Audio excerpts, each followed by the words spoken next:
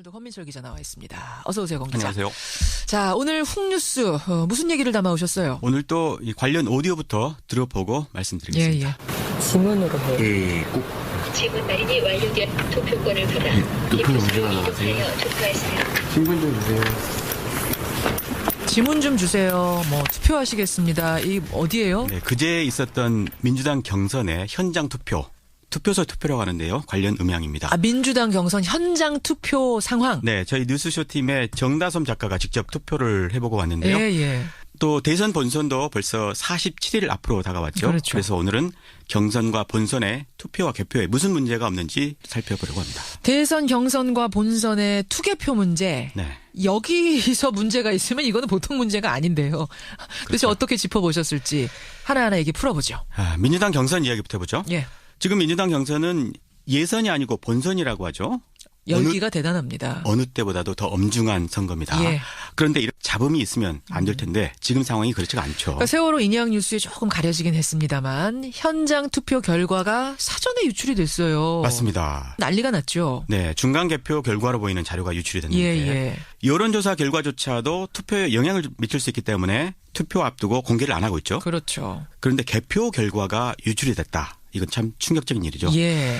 현장 투표 비율이 전체 투표의 14%밖에 안 되는데 이게 나머지 경선 투표에 영향을 미칠 수 있기 때문에 심각하다는 겁니다. 당은 곧바로 진상조사에 들어가겠다 얘기를 하긴 했습니다. 그렇습니다. 하지만 이보다 훨씬 더 큰 일이 벌어질 수 있는 투표가 있습니다. 바로 뭔가요? 이겁니다. 2차 선거인단 모집은 본인 명의의 휴대전화를 이용하는 ARS 투표 신청만 가능하며 선거인 명부 등재를 취소한 경우에는 다시 신청하실 수 없습니다. 그러니까 앞에서 설명했듯이 현장에 가서 투표하는 경우가 있고 네. 휴대전화 ARS 투표도 있잖아요. 한 가지 방법으로. 그렇습니다. 다음 주부터 진행될 휴대폰을 이용한 ARS 방식으로 투표하는 방식인데요. 예. 이거를 휴대폰 투표 또는 모바일 투표라고도 합니다. 그렇죠. 남아있는 경선 투표 86%가 바로 이 ARS 투표가 되겠습니다. 근데 뭐가 문제가 될 수 있다는 거죠? 바로 해킹 문제입니다. 사실 스마트폰은 작은 컴퓨터라고 하죠. 그렇죠. 그것도 늘 온라인 상태인 컴퓨터. 스마트폰이 이 보안에 취약하다는 건 너무나 잘 알려진 사실이죠. 고려대 김승주 교수의 이야기 들어보시죠. 예. 모바일 투표라는 것 자체가 어떤 시큐리티상의 위험성은 항상 존재하기 때문에 어떤 중요 선거에 적용하기엔 좀 무리가 있는 시스템인 건 맞아요.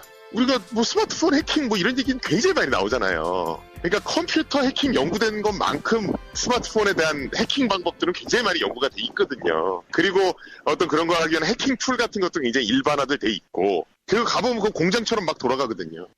휴대폰의 해킹 가능성을 지금 이제 우려한 건데 네.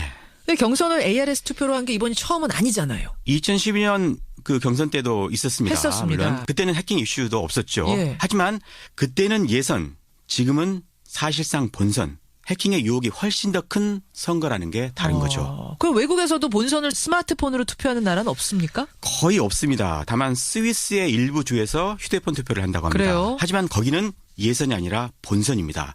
따라서 중앙선관위 같은 국가 조직이 달라붙어서 보안 대응 체제를 마련하고 진행을 하는 거죠. 그러니까 해킹에 대한 것을 대응 체제를 만들어 놓고 진행하는 거다. 그렇습니다. 민주당도 그런 준비를 하지 않았을까요? 민주당 경선 룰이 정해진 게 올해 1월 26일이었거든요. 예. 그리고 2월 15일에 경선 참가자 모집을 했습니다. 예. 겨우 20일간 준비를 한 건데요. 이런 보안 문제를 대비할 시간은 아니었죠.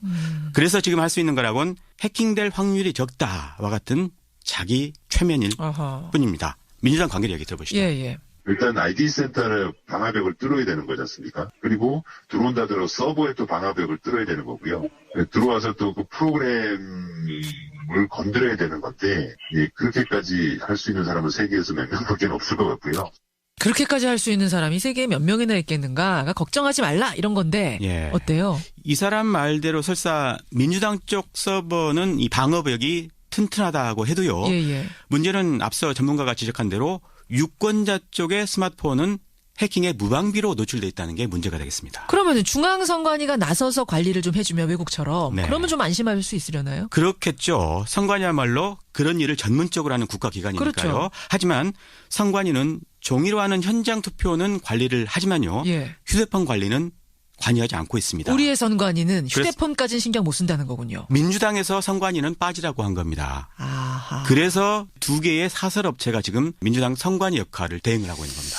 안 그래도 지금 민주당 경선이 과열인데 이렇게 보안 문제를 지적하고 나서면 안전 문제가 취약하다라는 문제가 제기가 되면 선거 결과의 권위 문제까지도 이어지는 그런 거네요. 문제가 있을 수 있죠.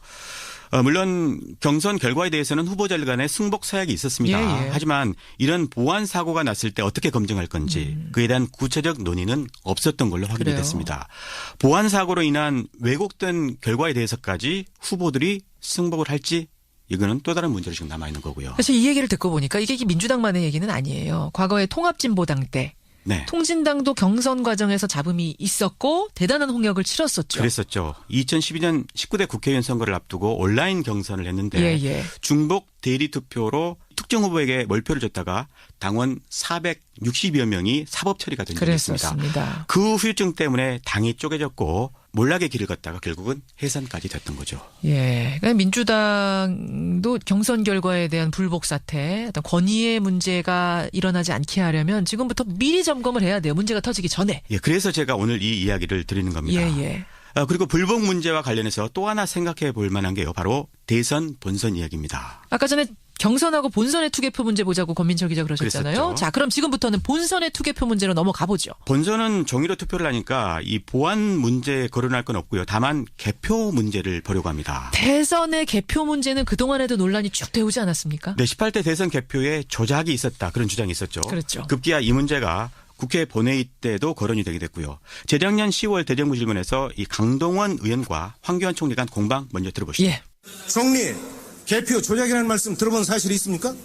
지금 의원님 말씀하신 내용은 사실과 다른 부분이 많습니다. 이 방송을 전 내가 사람도 책임져요. 보고 국민들도 보고 있습니다. 자, 거기에 사실과 다른 말씀들을 하시는 부분은 조금 자중해 주셨으면 좋겠습니다. 자 보세요. 개표 조작은 있을 수도 없고 있어서도 안 되는 거예요. 있을 수도 없고 있지도 않았습니다. 자, 그런데 전국의 각 선거관에서 낱낱이 지금 밝혀지고 있어요. 이 정확히 뭐가 문제였죠? 우리나라 개표 방식은요. 투표가 끝나면 곧바로 개표하지 않고 투표함을 한 대 모아서 옮겨가지고 예. 한꺼번에 개표를 하죠. 그렇죠. 개표 분량이 많아지니까 투표 용지를 기호별로 분류해주는 기계가 필요했고 사실 예. 그거를 또 도입을 했습니다. 문제는 이 기계. 투표지 분류기라고 하는데 예. 이 기계가 분류를 못하는 표들이 적지 않게 나온 겁니다. 어허. 18대 대선 때에도요. 이 미분류표가 112만 표나 나왔습니다. 이 기계만 믿고 사람들이 검표를 소홀히 했던 거죠. 또 개표 관련 기록상의 오류, 또 개표 규정 위반 이런 사례가 상당수가 발견이 되면서 예. 개표 부정 소리가 나왔던 겁니다. 그래서 소송까지 가고 그러지 않았어요? 대선 무효 소송이 있었어요. 그리고 정보 공개 관련 소송도 있었고 이런 소송만 30여 건이 있었습니다. 30여 건이. 특히 일부는 과격한 주장을 하다가 구속되기까지 했고요. 예. 크게 알려지지는 않았지만 사회적으로 큰 비용을 치렀던 겁니다. 그러네요. 문제는 올해 개표 때도 비슷한 일이 벌어질 가능성이 크다는 겁니다. 대선까지는 아직 40일 넘게 남았는데 미리 어떻게 이렇게 단정적으로 말씀하세요? 개표 과정이 달라진 게 없기 때문입니다. 아하. 만약에요. 민주당에서 대통령이 나온다면 올해는 보수 진영에서 같은 문제를 제기할 수도 있다. 그렇습니다. 박근혜 전 대통령 탄핵 심판 대리인 맡았던 소석구 변호사 있죠. 예. 이분의 이야기 한번 들어보시죠. 제대로 검사를 해야 하는데 검사를 소홀히 하면 결과는 또 마찬가지 실수가 벌어질 위험이 있다는 것을 경고하는 거죠. 지켜지지 않고 전자개표제 이전해가 했다면 이거 선거 개표 부정에 대해서는 상당히 강력하게 문제 소송이 들어갈 수 있죠. 얼마든지. 승복할 수 없죠. 만약에. 그런 식으로 개표가 철저히 관리 안 되면. 이게 지금 서석구 변호사 말이에요? 그렇습니다. 그래요? 서석구 변호사 똑같은 지금 문제 제기를 해왔던 분 중에 하나입니다. 그래요? 그러니까 지난 대선 같은 방식으로 개표를 하면 나는 소송 들어갈 수도 있다? 물론입니다. 우리 팀이시면? 예, 그렇습니다. 그럼 어떻게 해야 된다는 거예요?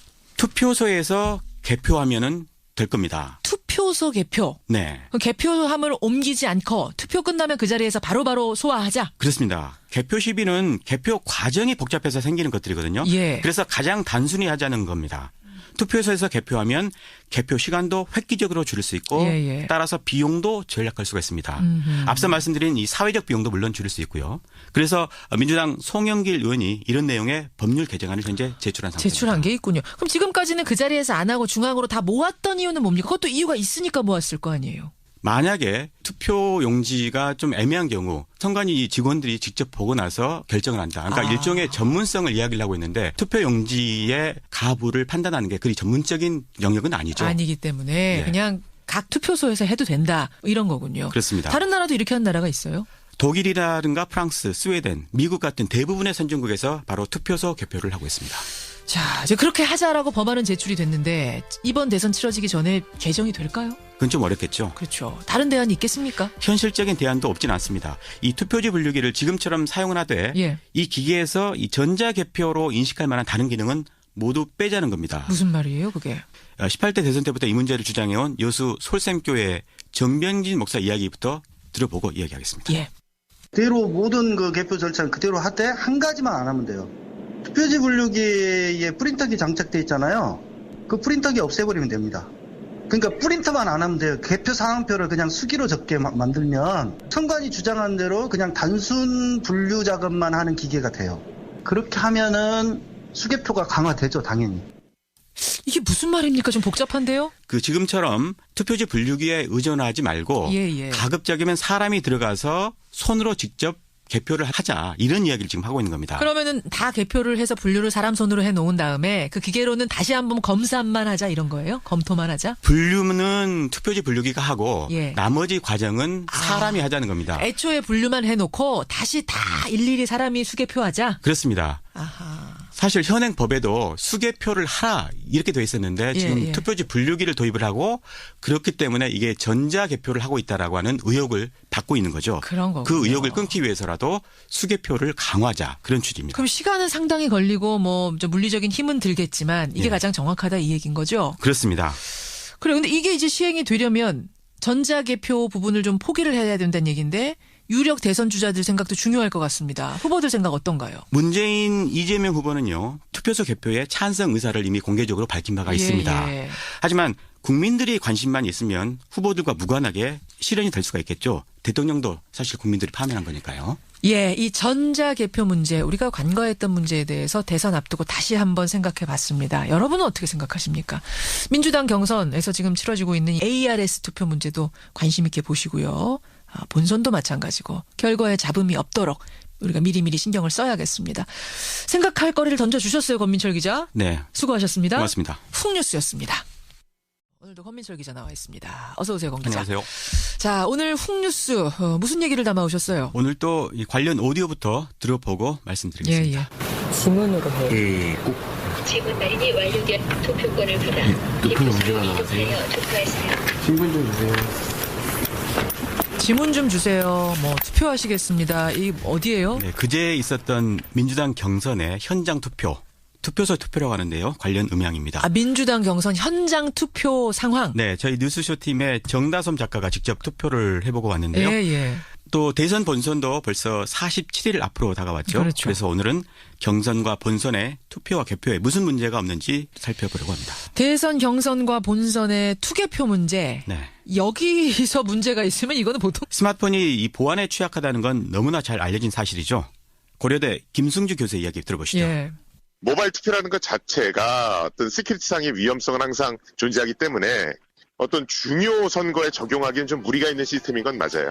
우리가 뭐 스마트폰 해킹 뭐 이런 얘기는 굉장히 많이 나오잖아요. 그러니까 컴퓨터 해킹 연구된 것만큼 스마트폰에 대한 해킹 방법들은 굉장히 많이 연구가 돼 있거든요. 그리고 어떤 그런 거 하기 위한 해킹 툴 같은 것도 굉장히 일반화돼 있고 그리고 가보면 그 공장처럼 막 돌아가거든요. 휴대폰의 해킹 가능성을 지금 이제 우려한 건데. 네. 근데 경선을 ARS 투표로 한 게 이번이 처음은 아니잖아요. 2012년 그 경선 때도 있었습니다. 했었습니다. 물론 그때는 해킹 이슈도 없었죠. 예. 하지만 그때는 예선, 지금은 사실상 본선, 해킹의 유혹이 훨씬 문제가 아닌데요. 도대체 그렇죠. 어떻게 짚어보셨을지 하나하나 얘기 풀어보죠. 민주당 경선 이야기부터 해보죠. 예.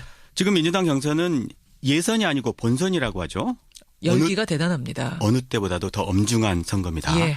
그런데 이런 잡음이 있으면 안 될 텐데 지금 상황이 그렇지가 않죠. 그러니까 세월호 인양 뉴스에 조금 가려지긴 했습니다만 현장 투표 결과가 사전에 유출이 됐어요. 맞습니다. 난리가 났죠. 네, 중간 개표 결과로 보이는 자료가 유출이 됐는데 예. 여론조사 결과조차도 투표에 영향을 미칠 수 있기 때문에 투표 앞두고 공개를 안 하고 있죠. 그렇죠. 그런데 개표 결과가 유출이 됐다. 이건 참 충격적인 일이죠. 예. 현장 투표 비율이 전체 투표의 14%밖에 안 되는데 이게 나머지 경선 투표에 영향을 미칠 수 있기 때문에 심각하다는 겁니다. 당은 곧바로 진상조사에 들어가겠다 얘기를 하긴 했습니다. 그렇습니다. 하지만 이보다 훨씬 더 큰 일이 벌어질 수 있는 투표가 있습니다. 바로 뭔가요? 이겁니다. 2차 선거인단 모집은 본인 명의의 휴대전화를 이용하는 ARS 투표 신청만 가능하며 선거인 명부 등재를 취소한 경우에는 다시 신청하실 수 없습니다. 그러니까 앞에서 설명했듯이 현장에 가서 투표하는 경우가 있고 네. 휴대전화 ARS 투표도 있잖아요. 한 가지 방법으로. 그렇습니다. 다음 주부터 진행될 휴대폰을 이용한 ARS 방식으로 투표하는 방식인데요. 예, 예. 이거를 휴대폰 투표 또는 모바일 투표라고도 합니다. 그렇죠. 남아있는 경선 투표 86%가 바로 이 ARS 투표가 되겠습니다. 근데 뭐가 문제가 될 수 있다는 거죠? 바로 해킹 문제입니다. 사실 스마트폰은 작은 컴퓨터라고 하죠. 그렇죠. 그것도 늘 온라인 상태인 컴퓨터. 훨씬 더 큰 선거라는 게 다른 거죠. 그럼 외국에서도 본선을 스마트폰으로 투표하는 나라는 없습니까? 거의 없습니다. 다만 스위스의 일부 주에서 휴대폰 투표를 한다고 합니다. 그래요? 하지만 거기는 예선이 아니라 본선입니다. 따라서 중앙선관위 같은 국가 조직이 달라붙어서 보안 대응 체제를 마련하고 진행을 하는 거죠. 그러니까 해킹에 대한 것을 대응 체제를 만들어 놓고 진행하는 거다. 그렇습니다. 민주당도 그런 준비를 하지 않았을까요? 민주당 경선 룰이 정해진 게 올해 1월 26일이었거든요. 예, 예. 그리고 2월 15일에 경선 참가자 모집을 했습니다. 예. 겨우 20일간 준비를 한 건데요. 이런 보안 문제를 대비할 시간은 아니었죠. 그래서 지금 할 수 있는 거라곤 해킹될 확률이 적다와 같은 자기 최면일 아하. 뿐입니다. 민주당 관계자 얘기 들어보시죠. 예. 일단 ID 센터를 방화벽을 뚫어야 되는 거지 않습니까?